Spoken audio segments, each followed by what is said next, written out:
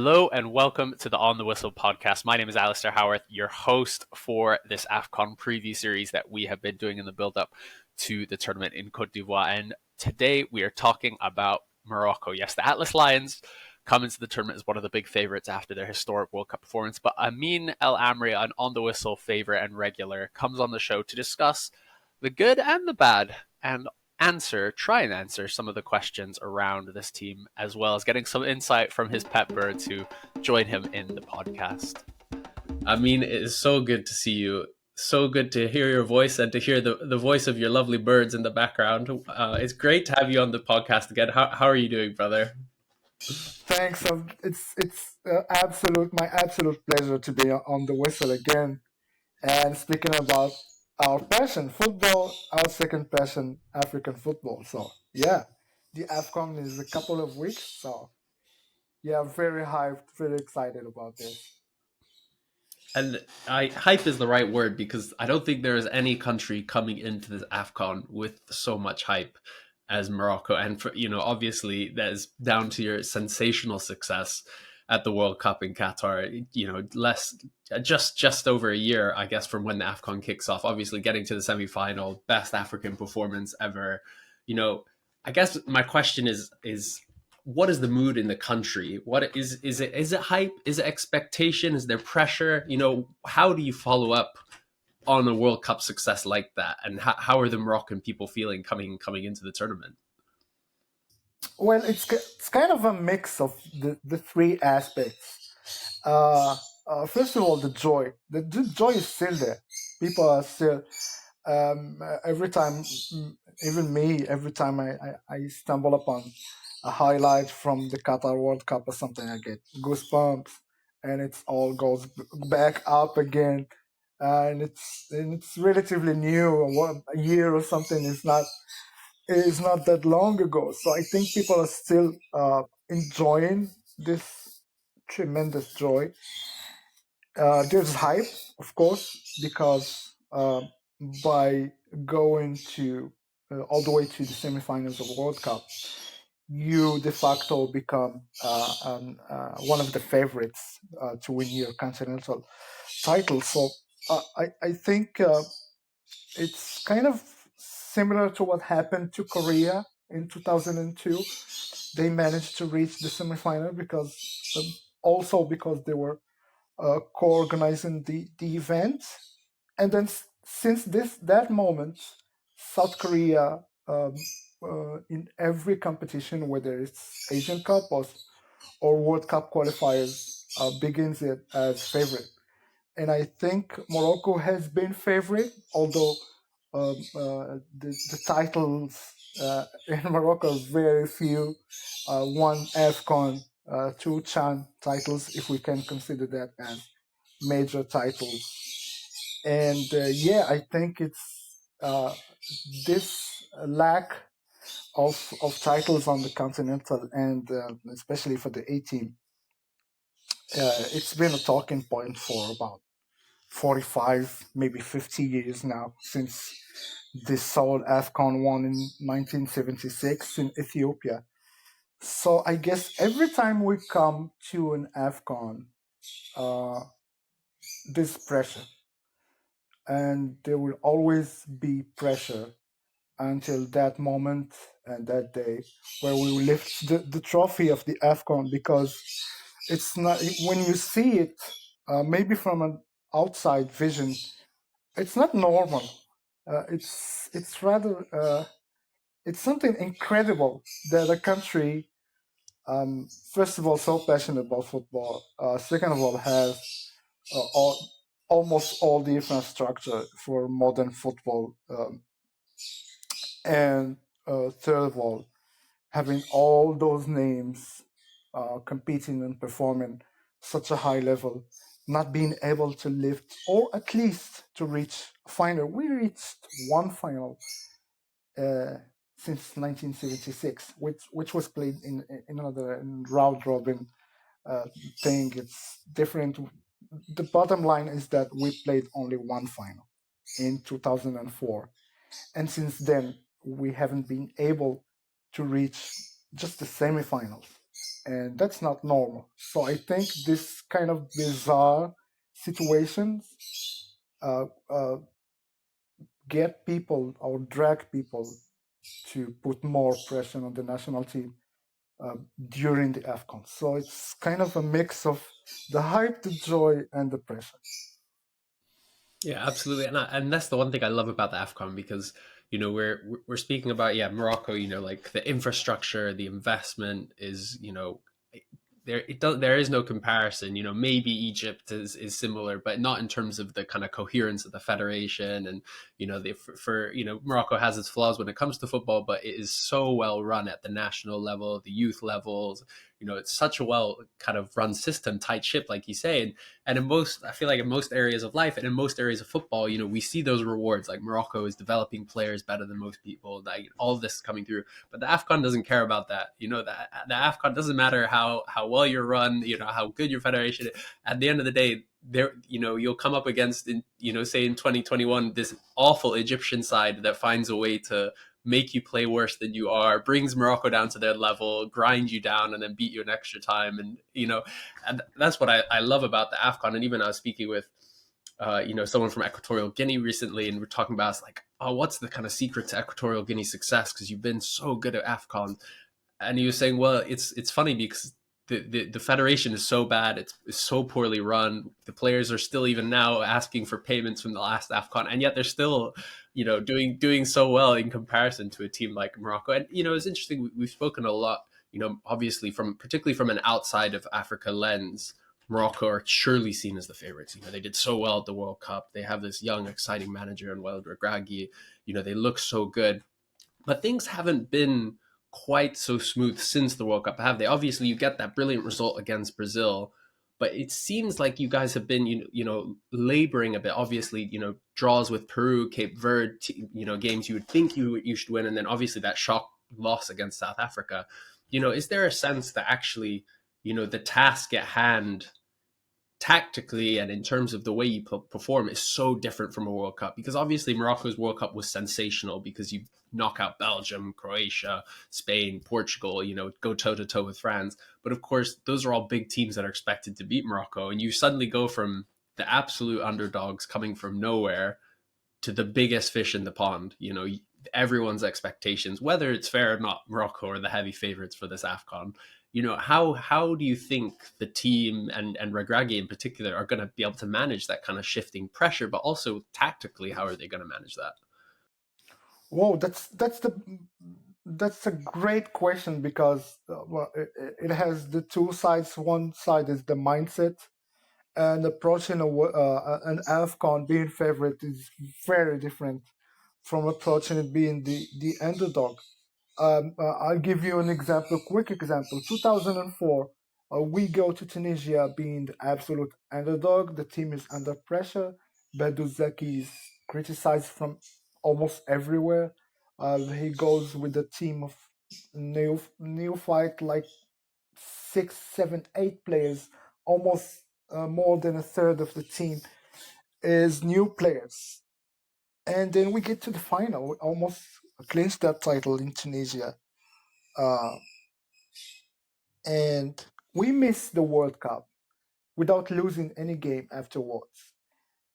And we go out in the first round in 2006 in Egypt, almost in the same conditions, but with more experience. Those same group of players, they were more experienced than in 2004.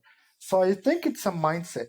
I think if everybody, if the whole world considers Morocco's team as favorite, it would be a huge error, huge mistake if those players and that same group think of themselves as the favorite. And I think this is the mindset to go in Cote d'Ivoire with. I think Walid Regragui is trying to get this, to get people to understand this, because we played a friendly game against Cote d'Ivoire in October and we struggled. And it was very hard in Abidjan in Felix Houphouët-Boigny Stadium because of the climate, because of the intensity, because of the heat, but because most of all of the tactical opposition of Jean-Louis Gasset, Côte d'Ivoire, and they were very, very good, very physical. We almost didn't exist for 45 or 60 minutes. And then I think the change in the mindset after the World Cup is that even though we went to Côte d'Ivoire for the Flanders game with almost 4 or 5 injuries in the starting lineup, but the thing is, I think the shift in this team mindset has been to come back in that game. Even though it was a lucky goal by Kabi, it wasn't a good setup attack, but we scored a goal when we were dead. And let's be honest, we were dead in that game. If it wasn't for Cote d'Ivoire lack of efficiency, we'll be 3-4 nil down by halftime or by the 60th minute. But the thing is, in that team, there's a good mindset, and that showed in Cote d'Ivoire because the team went back in the result and also on the pitch. I think it showed also in Tanzania. People could argue that Tanzania is not that best side in Africa, maybe not the best side in its region, but I think in Dar es Salaam, in Tanzania, it's very hard to win, whether it's on club or national team level. And to win there 2-0, maybe 3-0, I still don't understand why the referee canceled the goal by Adli. But I think it would easily be 3 or 4-0. And that was... Or if Hakimi could take a penalty. Yeah, of course. And I think that was a proof of strength. But then again, I will go back to mindset. Mindset is really... I think the most important thing in AFCON, let's be honest, is the mindset. Because the players are maybe at the same level. If there's difference in the physicality, there's also difference in technicity. And I think what makes the difference, above all, is the mindset. If you go with the mindset of we're the favorite, everything is luxury and stuff, and we're comfortable, I think it's very hard to win an AFCON. If you go with the kind of commando mindset, I think you can do something. Whether it's Egypt, it's Cote d'Ivoire, it's Nigeria, whoever we're facing, I think it's most of all a mindset thing. And I think Walid Regragui has been relatively good in that area because let's remind people that Walid Regragui just came a couple of weeks before the World Cup, 2 months, 3 months, maybe tops. So the work he was instilling in this team was absolutely not tactical, absolutely not physical, but on the mind.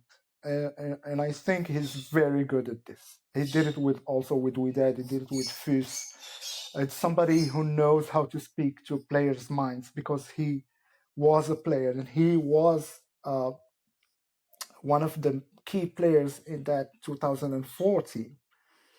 So I think I don't think he's going for the title from day one. I think the main goal and the realistic goal would be to get to the semifinals. Not because we're not strong enough. I think going to the semifinals and hope for the best is the best approach. But because we're playing AFCON 2025 in Morocco.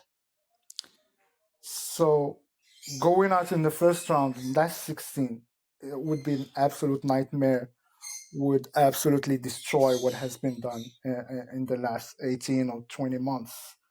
But going to the semifinals, knowing that we're playing AFCON 2025 in Morocco, I think this would be a huge, huge boost for the morale. And you mentioned Morocco, and I also think it's playing in Morocco, and I think it's also interesting you bring up that Cote d'Ivoire game because obviously one thing that I think comes into play in AFCON in a way that it doesn't really anywhere else, maybe AFC, I'm not 100% sure, but it is the location of the tournament, right? It is the fact that this is not in North Africa. We saw even 2004 obviously in North Africa is when Morocco did well, but we're in the Ivory Coast. we've already seen, some of the warm up games. I think it was their game against Mali completely rained off because it was so, torrential. It is hot, it is humid. The pitches are probably going to be more comparable to Cameroon's than they are to Morocco's. Like, this is not. It's going to get gritty. It's going to get hard. And is that a challenge in of itself to North African teams in general, but especially Morocco? And how important was it that you actually were able to get that game? And like you said, play that game against Ivory Coast, be dominated, really struggle, but still not lose. How important is that experience coming into the tournament? Let's be honest about this. Sub-Saharan Africa is hard for everybody, except Egypt. I think Egypt is the only northern side to win an AFCON or multiple AFCONs in Sub-Saharan Africa. And even for teams like, for example, South Africa, they struggle in that, between the equator line and 10 degrees above, south or north of the equator. So I think a tropical area is very hard for the oxygenation. This is scientific. This is not. I think I used to have this idea. Now they're making it up. They're not willing to play. They're dragging their feet, etc., etc. But I went to Cote d'Ivoire. I went to Gabon, and let me tell you, it's night and day. It's completely different. I've been to Gabon for the AFCON in 2017. We went to Oyem, which is kind of at the top north of Gabon, so almost not tropical area. It was great. It was hot, but it was cool. But going to Libreville and Port-Gentil, it's another whole history. It's another whole story. You're in 95% humidity, coupled with 30 plus degrees. It's nightmare. It's nightmare not because you can't produce the effort. You can actually, but it's gonna cost you a lot to be in shape again. So the 3 days frame between game 1 and game 2 and game 3, etc., is just not enough to get your strength back, especially when it comes to breathing. And it's very, very hard. I witnessed this firsthand, actually. This is because I speak about it. But then again, it goes back up to mindset. If you go with the whole team with the mindset of winners, obviously, of course, you can't have the same quality from the starting 11 and going down in the list.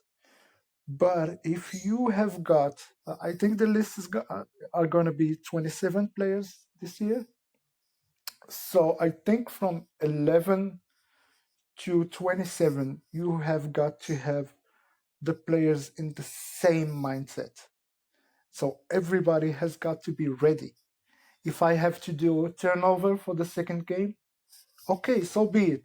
One of the 12 to 27 players has to come in and deliver as much as the official lineup or the first lineup will give. So I think, again, it goes back up to mindsets. Because what we've seen, for example, what did Egypt in Cote d'Ivoire was just absolutely mind games. It was just mind games. That's all and it they was. were very good at this. It's business. I like it. Yeah. I don't have any problem with it. Honestly, I know it's not good to say to you as a Moroccan, but that game against Morocco will live in my mind for a long, long time. Just the way in which the terrible Egyptian team made you play down to them, took you down to it. Yeah, but defensively they were great. But they played by their book and by Carlos Queiroz' book. And just to remind people, Carlos Queiroz was his third success in 3 games against Morocco. First one was with South Africa in Mali in 2002. They beat us 4-1. It was fair and square. 2018, is most similar to what happened in Cameroon. 2018 is Morocco against Iran in the World Cup. They didn't play for anything. Iran, they waited for their moment. And they had their moments, and yeah, good for them. And against Egypt, it's exactly the same thing. They were playing mind games against Hakimi, against stuff. And yeah, what happened is that at that right moment, they had their goals. Yeah, fair play to them. No worries about it. We used to beat them for 30 years. So yeah, kind of two AFCONs in a row. It's not a problem for me.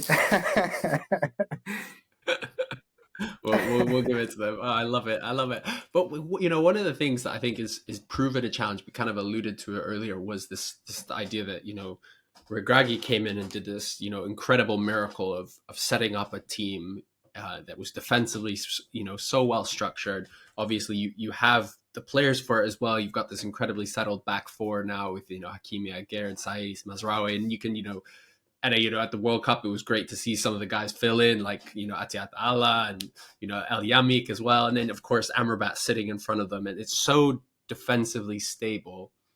But the real issue for me looking at this Morocco team is the creativity going forward, because Ziyech, for all his brilliance and his skill, he's never quite seemed to settle as that kind of constant playmaker. And obviously he's hitting form now with Galatasaray. But then obviously, Sofiane Boufala had that was, for me, the standout player in that AFCON with you guys last time.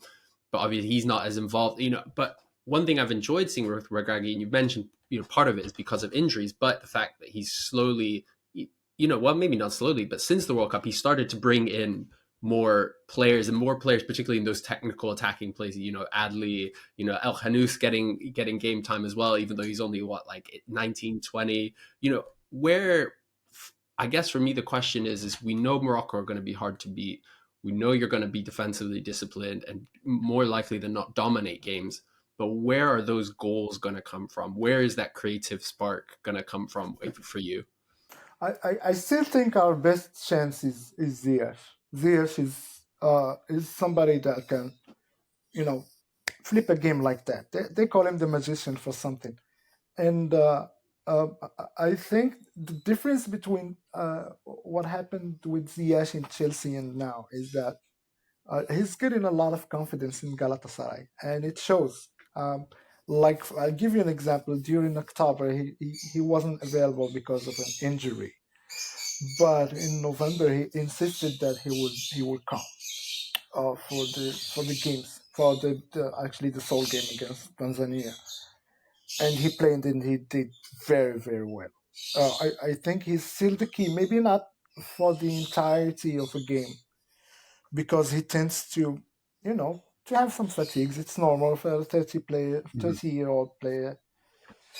But kids like Al Khanous, like you said, kids like Adli, maybe even Zilzouli, and Amin Harit, those are all players that can play behind the offensive line and that can bring creativity and 1v1 strength. But the key for me is not there. The principle, the challenge for Walid Regragui is on the striker point. The striker, we have Yusuf Nsairi. I have absolutely no doubt that this guy is working like crazy. And whether it's national team, whether it's a Monday afternoon training session, he works his socks off. So I think he deserves to be there. He deserves to be there, and he scores.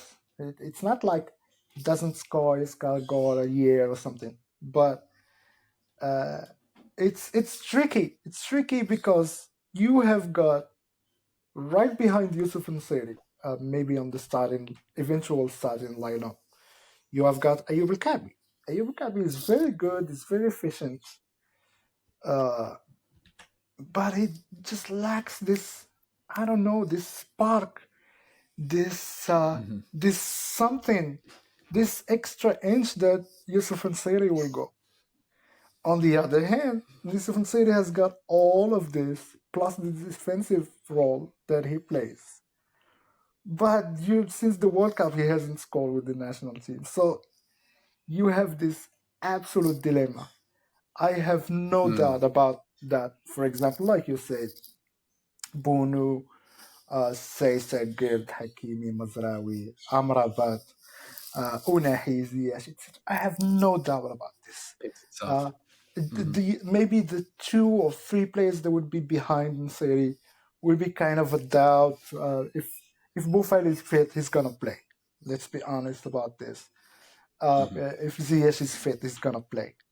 With maybe percentages going off for Adli, Amin Harit, Khanous, and Zilzuli. Those are the 4 guys that will be ready to step up, that already are ready to step up if somebody is unavailable. But the dilemma is Kabi and Seri. How would you choose? They play very well. They're defensive assets. They're very good with their header, but one has a killer instinct, which is Nseri, but doesn't score so often.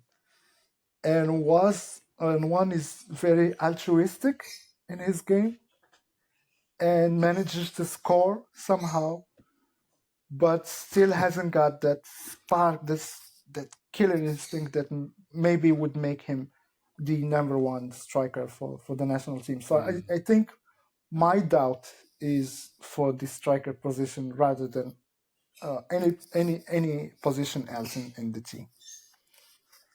Well, absolutely, that makes sense.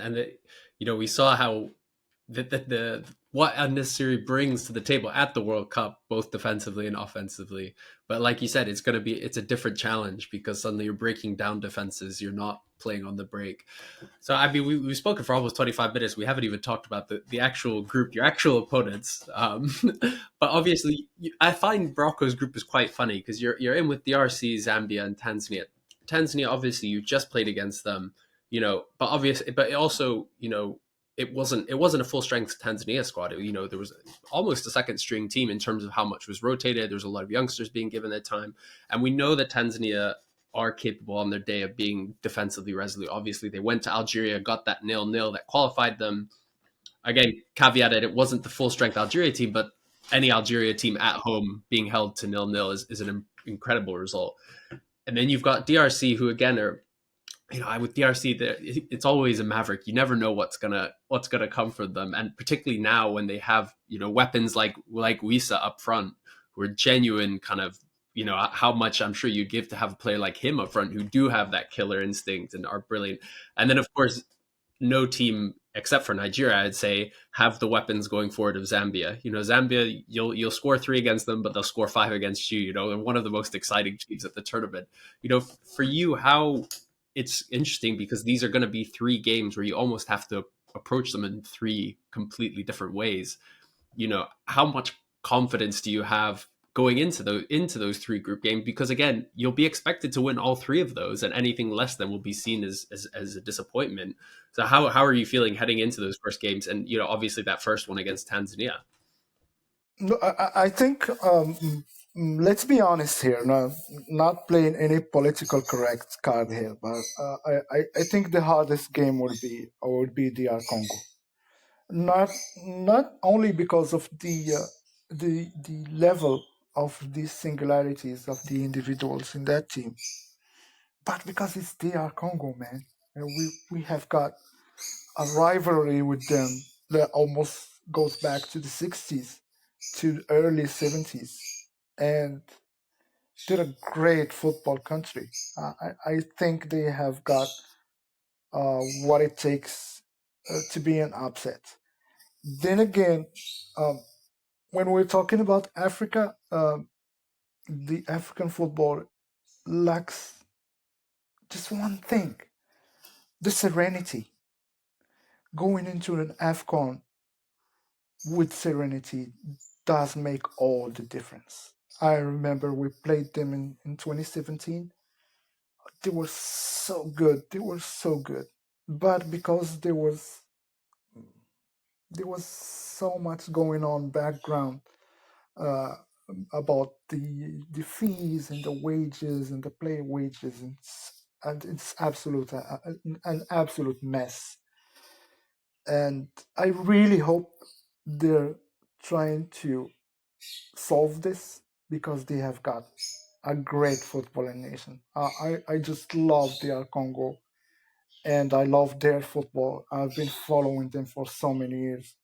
And what somebody like Ibenge did in this team in that football is absolutely worthy of every title, not only on the club level but also on the national team level. So I think DR Congo has got that history and has got that weight on African football that makes him the biggest rival in that group. That being said, I don't think Tanzania that we saw in the World Cup qualifiers will be in the same mindset in the AFCON. I have to say, Tanzania never won an AFCON game. And they will try to win one in Cote d'Ivoire. And I think they will win one in Cote d'Ivoire. From this point, going to Morocco struggling against Tanzania, I don't see it go. I don't see it happening, to be honest. The biggest interrogation point is Zambia. Zambia can be very good and very bad. And that and there is no between. There is no in between with Zambia. So they have got technical assets. Great player. I love Daka. Daka is a hell of a player. I love them since the first day I saw him with the Leicester jersey, and I think he's a great asset. Whether he's gonna be in the AFCON, whether he's gonna be very good in the AFCON, whether he's gonna perform in the AFCON, this again, my friend, is gonna depend on all the context and all what's going on in the background. And one day doesn't resemble the other in the AFCON, and it's gonna be very different. But I think Morocco wouldn't struggle to go past the first group stage, but it's not gonna be easy, especially against DR Congo and Zambia. But um, I think it's kind of starts to be normal to go through the group stage, which is not easy and wasn't evident a decade ago. But now I think with the passing of the time, with the experience, the regularity exercise, I think Morocco will pass the first group stage. And then from the knockout, we will see. We'll see. Absolutely. I mean, thank you so much. With all our journalists, all our experts we've been speaking to, we've been finishing off the interviews with a quick fire round of questions. So I'm gonna hit you now with them, and I'm expecting rapid answers. I don't want to hear 2 or 3 options. I want to hear good answers. Okay, shoot. So my first question, we've talked about this, but coming into this tournament, who is the one player that you think is, maybe not Morocco's best, but the most important player coming into this tournament? For Morocco, Mm-hmm. I think it's gonna be Yassine Bounou.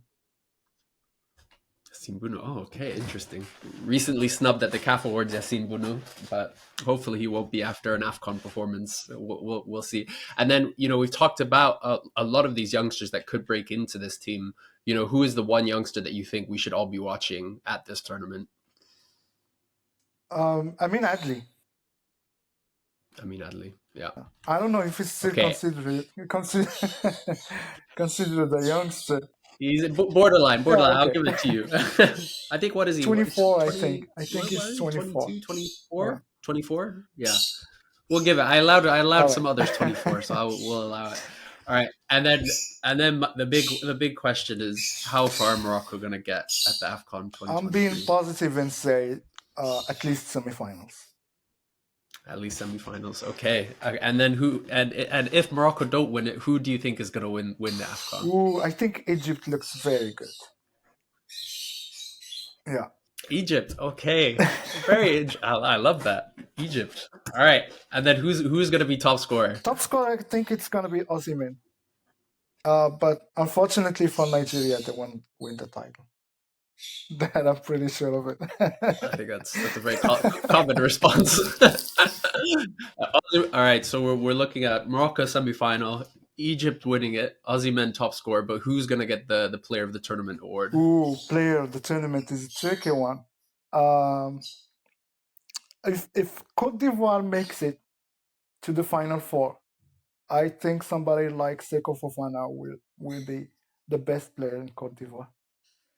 I think he will be the best if it's Cote d'Ivoire. He has been fantastic. Even that game against Gambia, that goal he scored. Great player. Fantastic.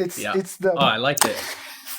Yeah, it's the franchise man for Lens, but unfortunately he chose to go to Saudi Arabia. But we would have seen a great Champions League player this year. But yeah, it's his choice. We're not gonna be. Amazing. I mean, I love the positivity. I'm looking forward to it even more now. I mean, thank you so much for joining us on the Whistle podcast. As always, we love having you sharing your wisdom with us, and I hope you and your birds have a lovely rest of your day.